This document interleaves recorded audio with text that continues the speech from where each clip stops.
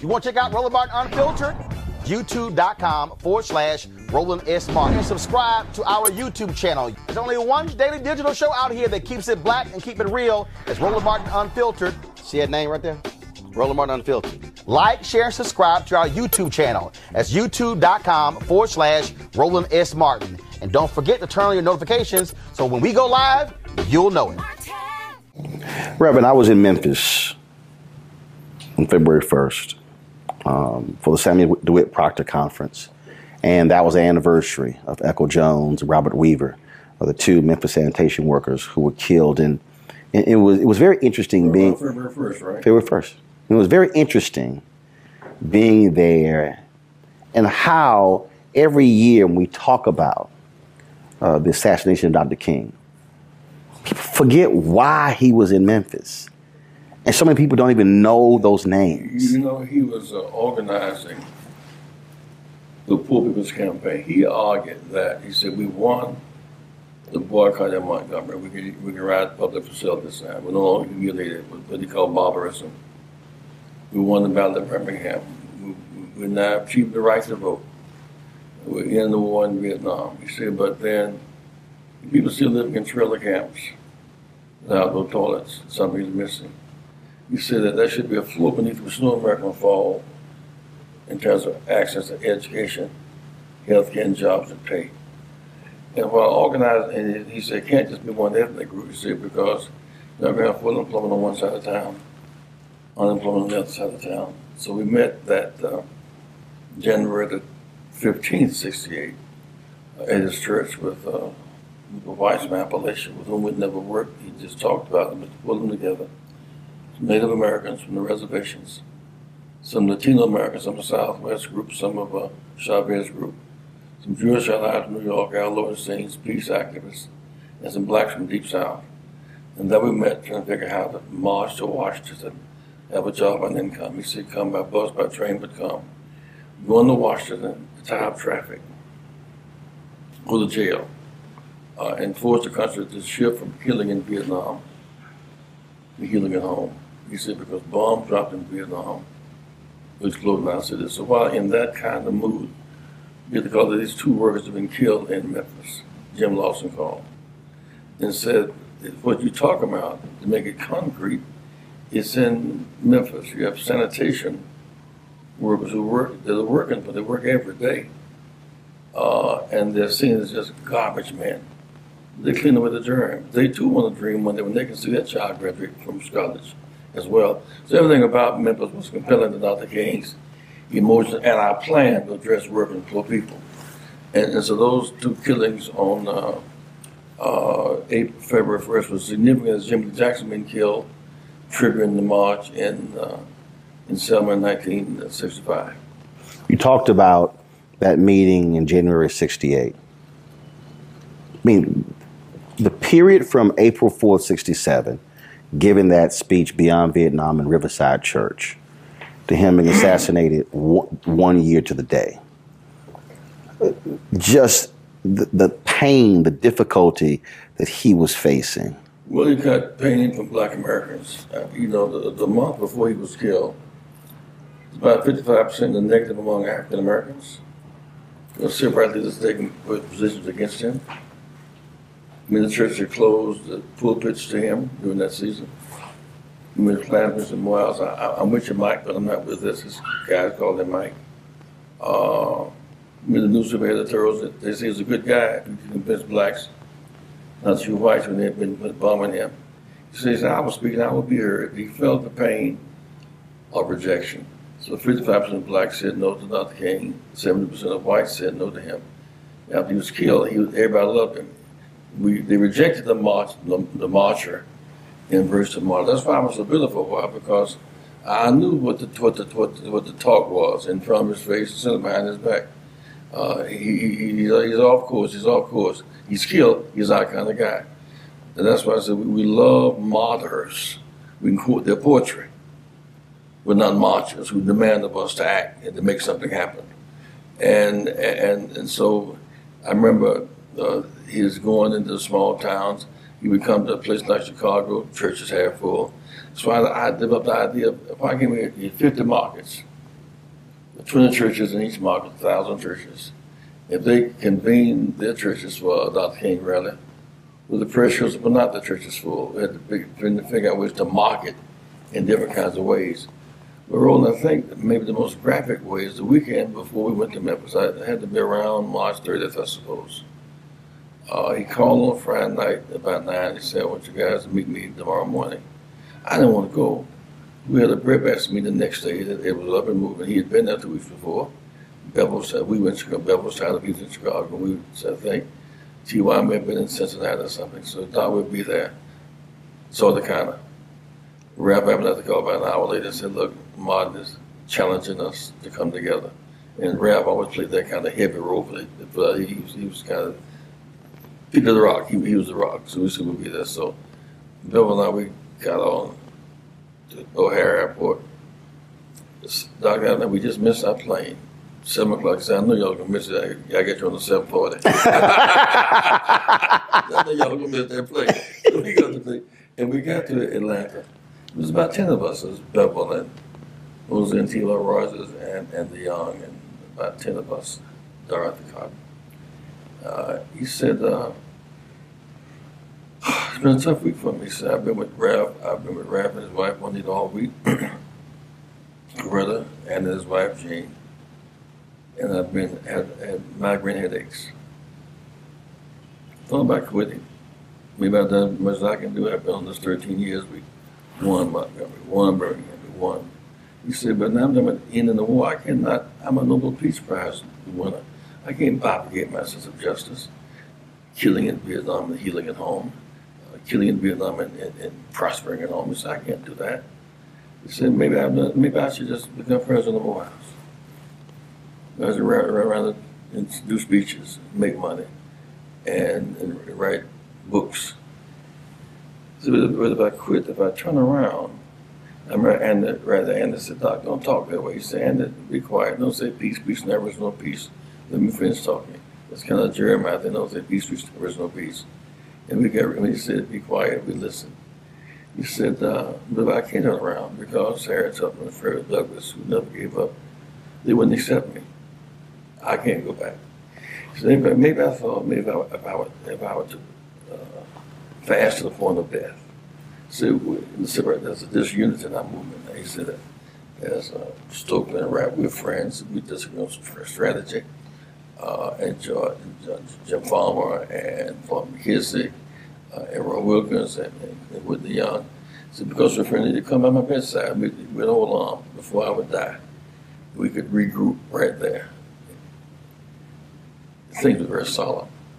They said, when we get done the minor surplus, we can go on to Memphis and deal with those workers and lift them up and win that battle, go on to Washington. He just kind of talking about the depression. But I reading the Roland, I was taking notes. It was like the three moves of Jesus. Let this cup pass from me. As he prayed, the disciples slept. Did not my will, but thine be done. He went to the same three moves. That was that Saturday morning before. When he got through, I remember Bevel saying, Dr. King, if we get to Washington, the White House is already against us. What's the hook? I don't understand. So I blurted out, Dr. King, if we get there, what's the hook? We were insensitive, frankly, the pain he was in, agonizing, plus always stuff you don't know the leaders are thinking about in the first place. You know what else was on his mind. So he said, I don't know what the hook. I said, well, Doc, suppose we had the 50 cities. At that time, GM was the largest company in the country. We took a line of cars, Cadillac, Chevrolet, whatever. And we said we were not going to buy that line of cars. And the big GM would convene its fellow corporate, and they would meet with the president. And so we'll try it then. See you guys in a minute. He walked out the room. I left, went back to Chicago, because where our family was. And Bevel and I did together. And he came to Atlanta, I think, that Tuesday. He got to Atlanta. He said, I'd been here a little earlier. The plane I was on, they had entered the plane. There were threats because Martin Luther King was on the plane. He said, I got off and nothing happened. And he came on in, and then you saw the four of us, Jose Rabbit, Dr. King out on the balcony. He was just coming in from the airport at that time. And that was March 3rd. April.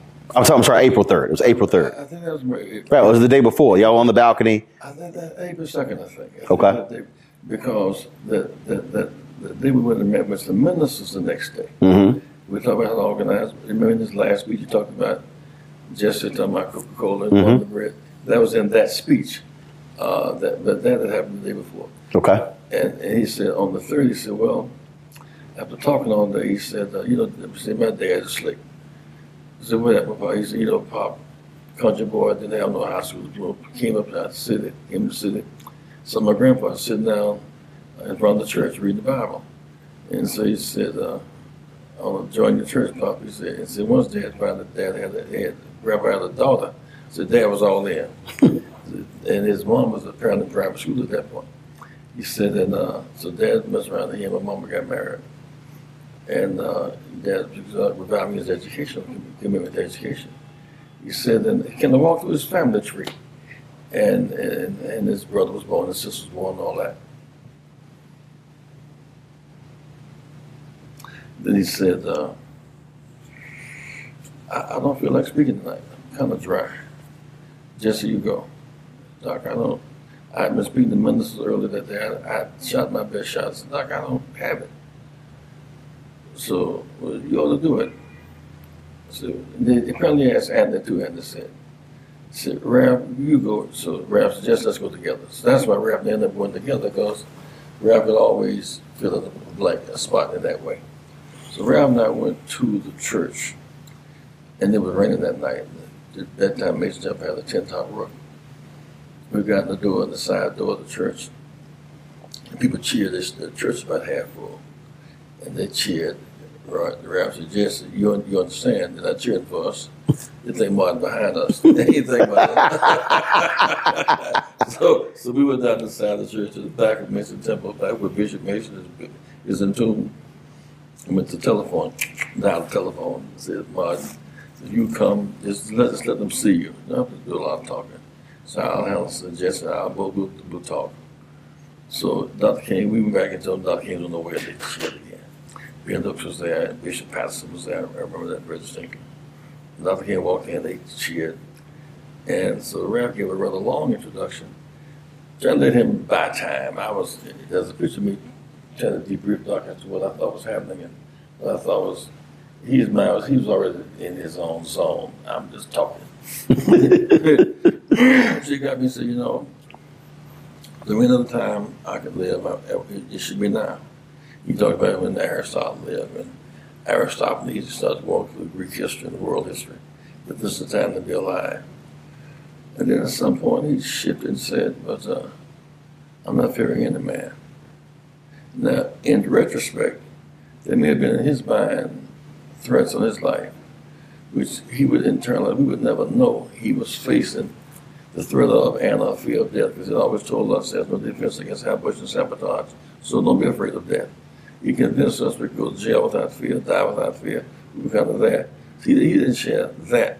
He said, but for you ministers, you guys, we can just to share the pain. If the garbage workers heard that these big companies feel the pain, we went. Redistribute the pain. Then he said, "You're in the mountaintop. And I've seen the promised land, and I may not get there, but we will get there, boy." He said, anyway, Roland, that men were crying, ministers were crying. It was like it was real, so authentic, so real, so genuine. And you know, it could happen. It wasn't going to happen. It was not going to happen, but it could happen. And so when he got through, he turned to me and we embraced. The next day, we stayed most of the day, and I think the commandos came out for a while, and we talked about some of their issues. I had been branched out there in the group of Wayne Bennett group in Chicago, preparing to sing at the rally that night. Right. He's upstairs on the balcony, and you're downstairs by the car with Ben Branch. Yeah, I was downstairs, coming across the courtyard. Ben was in the car. Yeah, I was coming this way. We just left the carousel. And Dr. Jesse, we go into Billy's house. I set the dinner up at Billy's house and his wife. He said, we're going, and you don't even have on a tie. I said, Doc, prerequisite for eating is not a tie, it's an appetite. He said, you're crazy. We laughed about it. I said, you're the one that's late. He was an hour late. And Ben spoke to him. He said, and he'd heard Ben play pressure on the saxophone the week before, at the breakfast 2 weeks before. And Ben said, we should play it. And he read it, Doc, pow. He said, Doc, pow.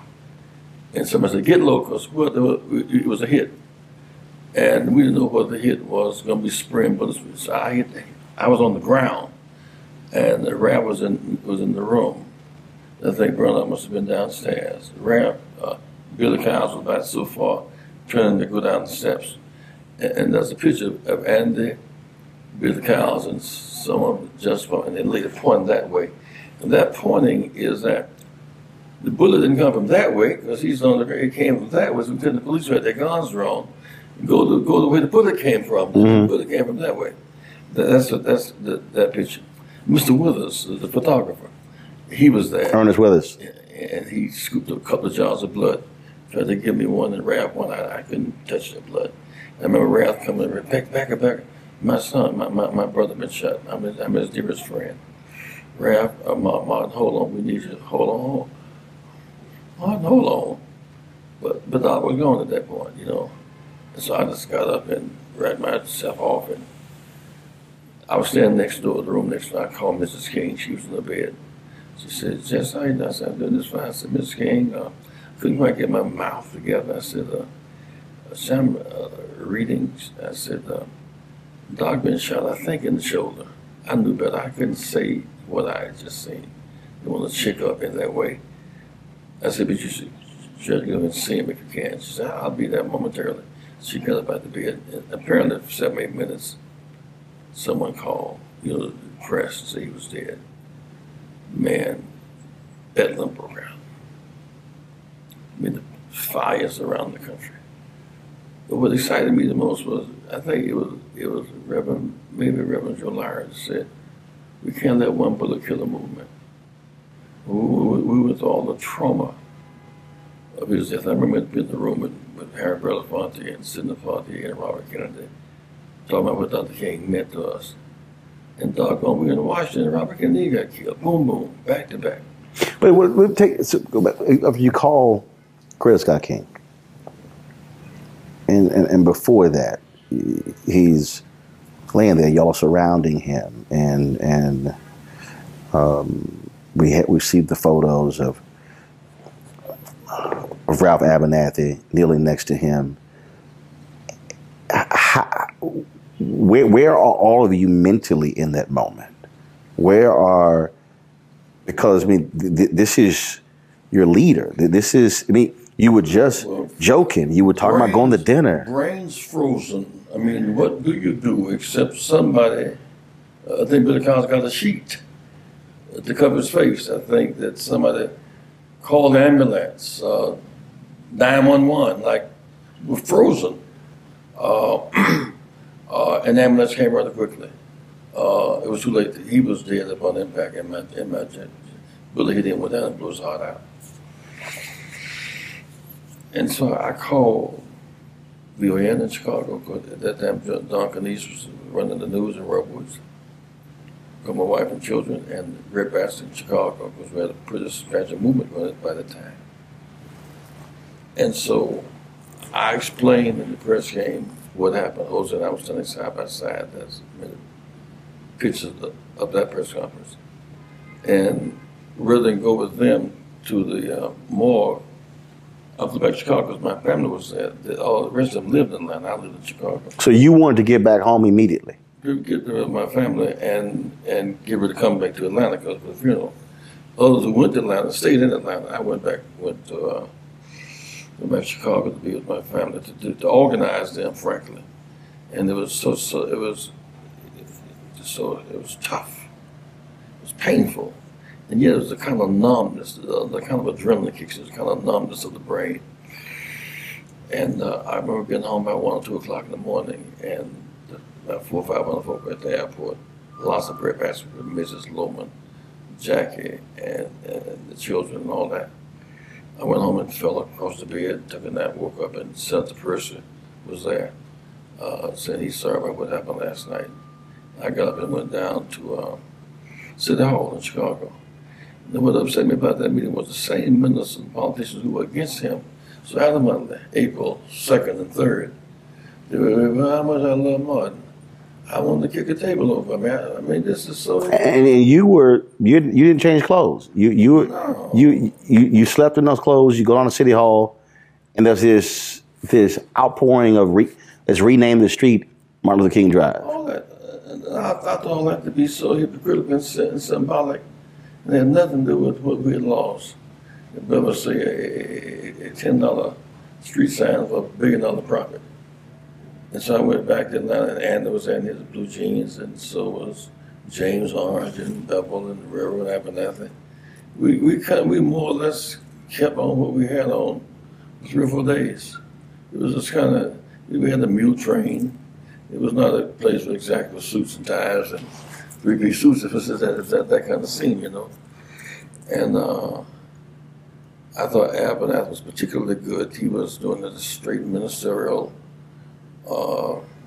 processing, and I thought was traumatized by it in a big way. Bevel, I think, had a very clear head. I think I had a clear head. I don't know where I was really. There was lots of pain. Jim Lawson said that, first of all, he would have been on the balcony and would have gone to dinner with y'all, but he said he promised his wife he would always do dinner with his family. He said that's why he wasn't there. So earlier in the day that there was a court hearing and he was involved in that, but he said he went home. But he said that in the aftermath, he went straight to work. He said we kept going. He said it wasn't until July or August. He said it was in July when the grief hit him. He said literally between April 4th and May and June, he said we had work to do. That's why I try to say when I say adrenaline, because you know if you're playing ball in the big game and your key guy gets hurt, you can't cancel the game. You can't forfeit the game. You got to suck it up, and in the name of the hurt player, play. In the name of the dead leader, you can't give the killers the satisfaction they stopped the movement. They were not successful in stopping us from marching. They were not successful in stopping us from going to resurrection. They were not successful in stopping our drive to end the war and to end poverty. We kept moving, and we'd already had plans. Reverend Walter Fauntleroy was our key guy in Washington for the tent city, the resurrection city between Lincoln Memorial and Washington Monument. And it seemed like it rained every day. And I remember one morning, Reverend Abernathy said, Jesse, I want you to be mayor of Resurrection City. That man couldn't be in the people every morning, give instructions. The press was riding his back because he was saying a lot in Pitt's motel. As if Pitt's was Four Seasons or something. It's a regular kind of neighborhood, black motel. And the press was just picking at him because he was not modern, he was rap. And did one hell of a job, in my judgment, doing this season of work. And one morning, 2 people died of meningitis.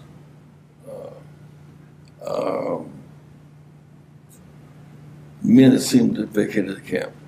Robert Kennedy dead, Dr. King dead, the White House turned its back on the scene. And I was looking at women's face and children for the most part. I didn't have nothing to give them, no bus fare, no food. I said, I read the book by Howard Thurman, Jesus and the Disinherited. He said, when you reduce your irreducible essence, when you stand naked against the world, you're still somebody. You still matter. So I said, I am somebody. They began to respond. I may be poor, maybe unwell, but I may be unskilled. That's where that came from, that moment. That's where that rallying cry started right there at that time. And we stayed there for a while longer, but we kept on marching. It hit me much later that year. I found myself refraining from going to Memphis for a long time. It just, and I don't like to go to Memphis now. Matter of fact, I go because Memphis has a new meaning to me now. You see, the king to me, Atlanta was Bethlehem. It had nothing to do with Bethlehem where he was born. And Mason Temple really was Gethsemane, mountaintop. And the balcony was Calvary. In a certain way, I can understand about it going back to Atlanta. But he went to heaven from Memphis. It happens to be the place where the poor blacks of the Delta of Mississippi and Arkansas and poor whites of Appalachia meet at that Mississippi River. That's where he died. That's where he left us. And there's still a story to be told about when blacks from the Delta of Arkansas and Mississippi and who picked cotton and coal miners who dig coal for find common ground, there will be a New Jerusalem, so to speak. So there's a lot to be said about Memphis as not as a place where he was killed, but as a resurrection site, because the resurrection does not take place far from the crucifixion. Memphis has lots of challenge, and there's a new kind of South now. You couldn't have had the Memphis Grizzlies behind the cotton curtain and not been successful. Atlanta Falcons, Dallas Cowboys, you couldn't have had Toyota Mississippi had we not been successful. We pulled down the cotton curtain and built a whole new world, a whole new South, which laid groundwork for many new things in America. So his blood fertilized the soil and created a whole new dynamic in American politics. They expect 30 to 50,000 people to come to Memphis to commemorate his assassination.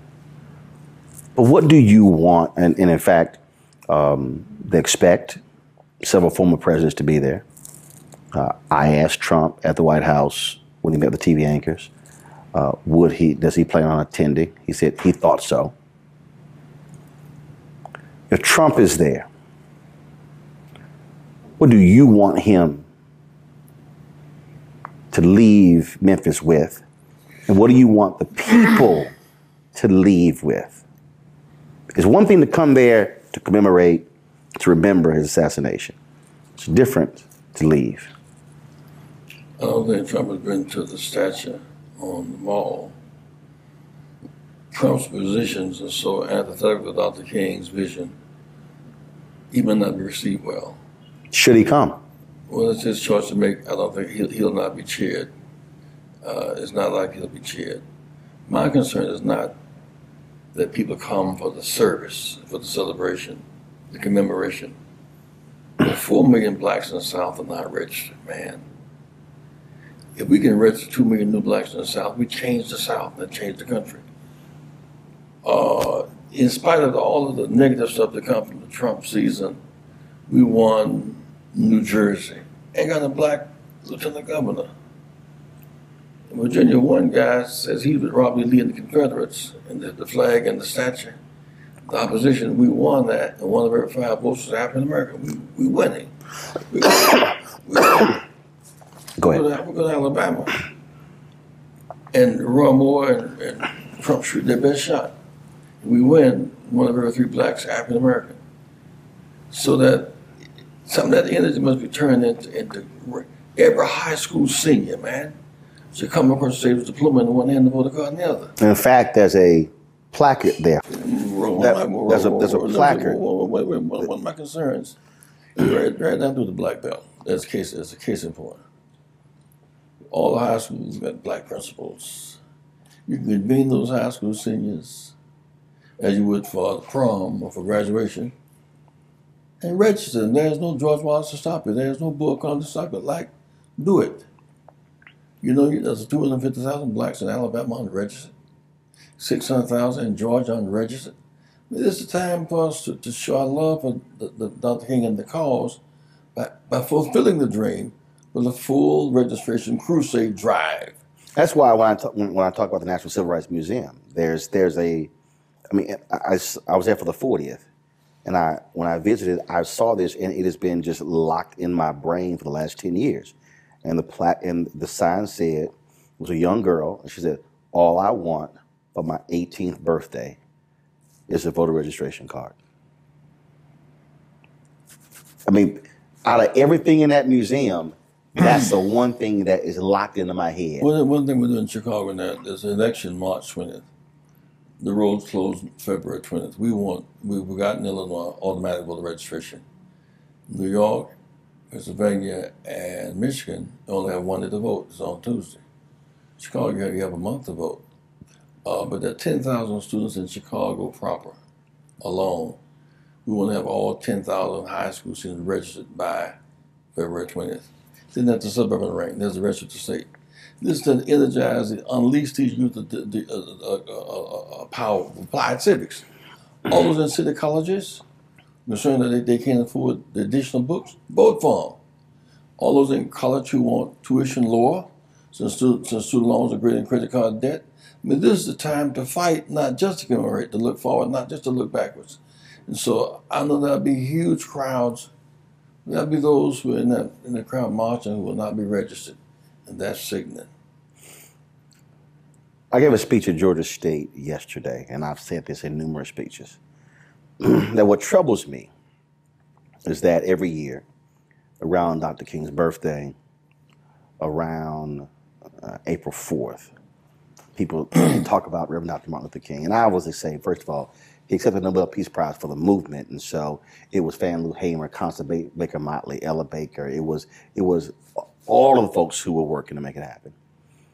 I said the trouble that I have is he has become what I call America's civil rights mascot.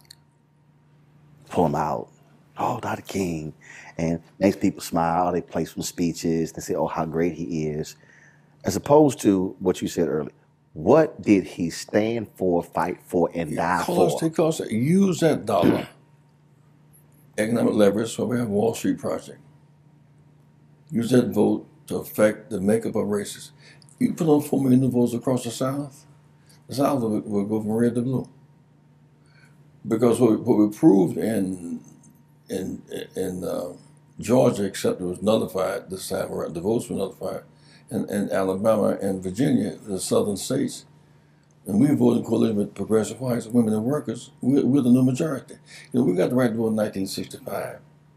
First 185 years to protect the right to vote. White women couldn't serve on juries. It unleashed that dimension. 18-year-olds couldn't vote. Those serving in Vietnam couldn't vote on college campus, couldn't vote bilingually. That's 3 million Korean Americans, for example. That post-Selma generation, that's what drove my campaigns in 84 and 80. That's what drove President Barack to the White House. The post-Selma voters and fighters. And so those who benefit from that struggle have no right to expect much and give little. I mean, and there are no more dogs barking and horses kicking and axes saddles being swung by governors to stop us. And that requires really doing it. And to me, that's my way of saying thank you to Dr. King for his life and for his service. Why did you stay on the path? He sent you to Chicago for breadbasket. Others went in different areas. Why did you say, no, I'm gonna stay right here? I could do other stuff. I'm gonna stay. I was talking to somebody earlier. They said, had Reverend gone to corporate America, he could have sold anything. Had he done any other area, he could have easily been highly successful. Why'd you stay? Well, because the struggle for economic justice is my ministry. It is my life. My assignment was to look at those stores in the community where we could not be checkout clerks. We couldn't be produce men. We couldn't pick up the garbage. Really, you take a given chain store with 10 stores. If you get the letter of intent to pick up the garbage for 3 years, the letter of credit, you can get new trucks and sludge if you're on the trucks. We built the first chain store, national tea store, 47th and Calumet. We began to build a new urban paradigm. And breadbasket became such a hot item before he died. And that's why I mentioned it in the last speech in Memphis, because I saw in it a way to fight for economic justice. But I saw the caucus as being the political caucus, black caucus, politics, but then the capital of Wall Street. So now we're getting our share. The economic principles are different. If you spend more than you make and vote less than you can, that's suicide. You must spend less than you make and vote all that you can. That's the principle. There are a few companies that can survive our sustained economic withdrawal. And therefore, I went to the shareholders meeting at Hewlett-Packard. And they had said first in Silicon Valley that we should not leverage them because they could withstand it.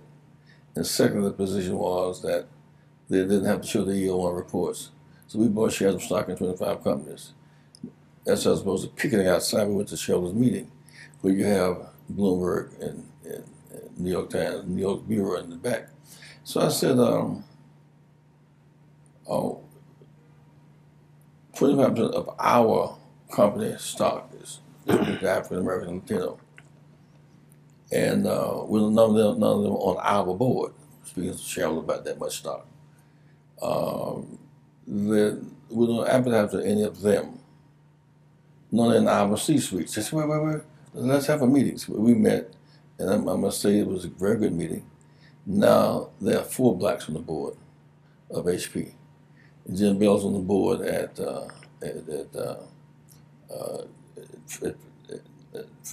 Twitter, Google. And on the board of Facebook now is Ken Chenault. On the board of Twitter is Deborah Lee. The chair who succeeded Bill Gates at Microsoft. John Thompson, from Florida A&M, by the way. But by going to those meetings and leveraging our consumer strength and our capacity and gender coalition and imagery, that happened. So I find this to be fascinating ministry because I can see the evidence of our work. I see people working and being trained. We're trying to get 1,000 churches, take some empty Sunday school room and put 20 laptops and teach our children apps and codes and financial literacy and stock market game. There may be 1 million jobs right now for coders right now. And we can't wait for Trump to train our children to do it. We can do it ourselves, and we must, and we can, and we will.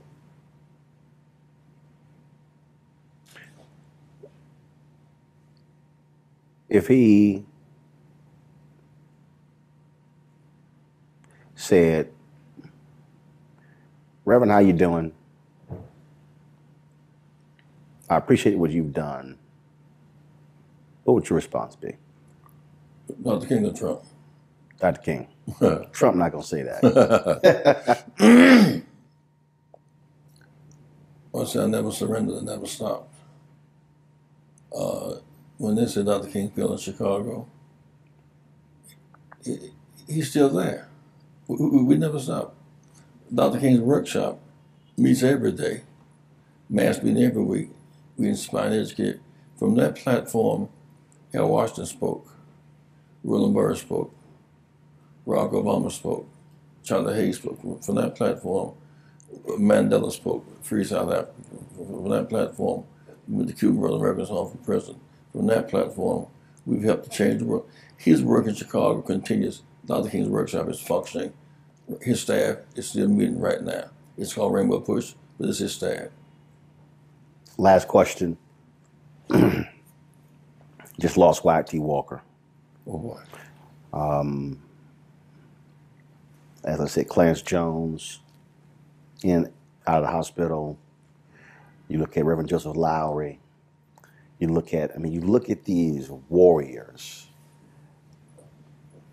getting up in age. But are you optimistic when you look at these young warriors? I am. They're fearless. Yeah.